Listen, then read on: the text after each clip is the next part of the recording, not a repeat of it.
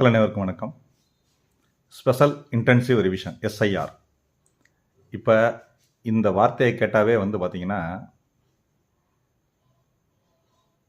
அதாவது all over India ஃபுல்லாக இருக்கக்கூடிய எதிர்கட்சிகளும் சரி, தமிழ்நாட்டில் இருக்கக்கூடிய எதிர்கட்சிகளும் சரி, இன்றைக்கி மத்திய அரசாங்கத்துக்கு எதிராக ஒரு மிகப்பெரிய ஒரு போரே தொடுக்கிற மாதிரியான ஒரு விஷயங்களை பேசிக்கிட்டு இருக்கிறாங்க.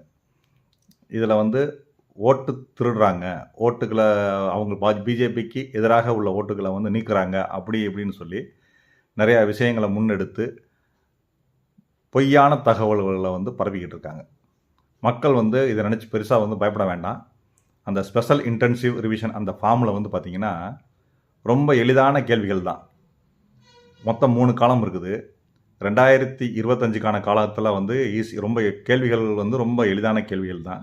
அதே மாதிரி 2002க்கான அந்த ஒரு பாக்ஸ் இருக்குது. அதுலேயும் மிகவும் எளிதான கேள்விகள் தான். ரொம்ப பெரிய கேள்விகள்லாம் கேட்டு இப்போ என்னமோ ஒரு பெரிய எக்ஸாமினேஷனுக்கு போகிற மாதிரியான கேள்வியில் கிடையவே கிடையாது. ரொம்ப எளிதான கேள்வி தான். ஆனால் எதிர்கட்சிகள் அது பெரிய பூம் பண்ணி மோடிக்கு எதிரான ஒரு மிகப்பெரிய ஒரு அலையவே உருவாக்கிக்கிட்டு இருக்காங்க. ஸோ மக்கள் இந்த விஷயத்தை நல்லா புரிஞ்சுக்கிட்டு உங்களுடைய ஃபார்மை ஃபில்லப் பண்ணி கரெக்டாக உங்கள் பூத்தில் வரக்கூடிய நபர்கள்ட்ட ஒப்படைங்க. உங்களுடைய ஓட்டு என்றைக்கும் திருடு போகாது. இல்லை யாரும் உங்களை ஏமாற்ற மாட்டாங்க. முக்கியமாக பிஜேபி கட்சி உங்களை ஏமாற்றாது.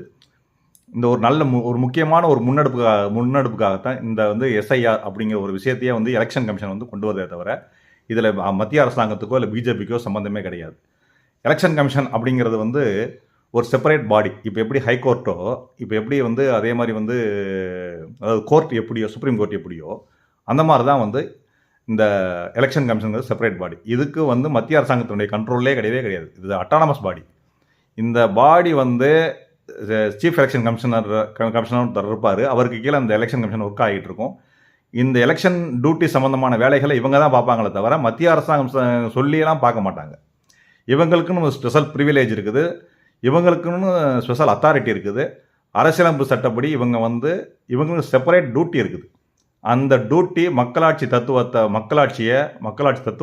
நிலைநிறுத்துறதுக்கான ஒரு டியூட்டி தான் இந்த எலெக்ஷன் கமிஷனுடைய டியூட்டியை தவிர மற்றபடி ஒரு சார்பான ஒரு டியூட்டியாக கருத மாட்டாங்க. இன்னொன்று, மத்திய அரசாங்கம் கண்டிப்பாக இந்த எலெக்ஷன் கமிஷன் வேலையில் தலையிடவே மாட்டாங்க.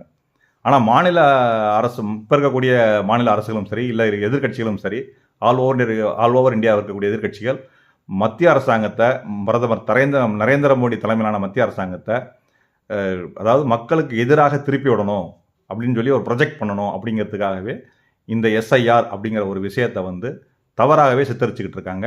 மக்கள் இதை நினச்சி யாரும் பயப்பட வேண்டாம். உங்களுக்கு உங்களுடைய ஓட்டு எங்கேயும் போகாது. உங்கள் ஓட்டு உங்களுக்குதே. இதில் என்னன்னு கேட்டிங்கன்னா, 2002 இதுக்கு முன்னாடி எடுத்து இந்த எஸ்ஐஆர் பண்ணியிருந்தாங்க. அதுக்கப்புறம் 2025 20 வருஷம் கழித்து தான் அடுத்து இப்போ பண்ணுறாங்க. 23 வருஷம் கழித்து தான் இப்போ பண்ணுறாங்க. இதில் அந்த டைமில் இருந்தவங்க இப்போ இருக்க மாட்டாங்க. டபுள் என்ட்ரியாக இருக்கும் எங்கேயாச்சும். அதெல்லாம் பெர்ஃபெக்டாக க்ளீன் பண்ணணும் அது அப்படிங்கிற ஒரு காரணம் ஒன்று. இன்னொன்று, பார்டர் ஏரியாஸ், முக்கியமாக பீகார், ஒரிசா, வெஸ்ட் பெங்காலில் இருக்கக்கூடிய பார்டர் ஏரியாஸ் வெளிநாட்டில் இருக்கக்கூடியவங்கலாம், அதாவது பங்களாதேஷ்காரங்க, பாகிஸ்தான்காரங்க, இந்த பக்கத்து ஜம்மு காஷ்மீரில் இருக்கவங்க, குஜராத்தில் இருக்கவங்க, ராஜஸ்தானில் இருக்கவங்கலாம் பார்த்திங்கன்னா பக்கத்தில் இருக்கக்கூடிய பாகிஸ்தான்லேருந்து உள்ளே ரேஷன் கார்டு முதற்கொண்டு, ஓட்டர் கார்டு முதற்கொண்டு எல்லா கார்டையும் வாங்கி வச்சுக்கிட்டு இன்றைக்கி இங்கே வாழ்ந்துக்கிட்டு இருக்காங்க. ஸோ இவங்களை வெளியேற்றணும் அப்படிங்கிற வெளிநாட்டுக்காரங்களை தான், அதாவது வெளியாட்களை வெளியேற்றணுங்கிறதுக்காகத்தான் இந்த எஸ்ஐஆர் ஸ்பெஷல் இன்டென்சிவ் ரிவிஷன் வந்திருக்கே தவிர மற்றபடி இங்கே பை பர்த்தாவே, அது இந்துவாக இருந்தாலும் சரி, முஸ்லீமாக இருந்தாலும் சரி, கிறிஸ்டினாக சரி, பை பர்த்தா இங்கே யார் இருக்காங்களோ அவங்கள வெளியேற்றணுங்கிற நோக்கம் கண்டிப்பாக மத்திய அரசாங்கத்துக்கு கிடையவே கிடையாது. மத்திய அரசாங்கம் இந்தியன் சிட்டிசனாக இருந்தால் அவங்களை கண்டிப்பாக மதிக்கும். அவங்களுக்கு உண்டான உரிமைகளை கண்டிப்பாக கொடுக்கும். அரசியலமைப்பு சட்டத்தில் அவங்களுக்கு என்ன உரிமைகள் இருக்கோ அந்த உரிமைகளை கண்டிப்பாக கொடுக்கும்.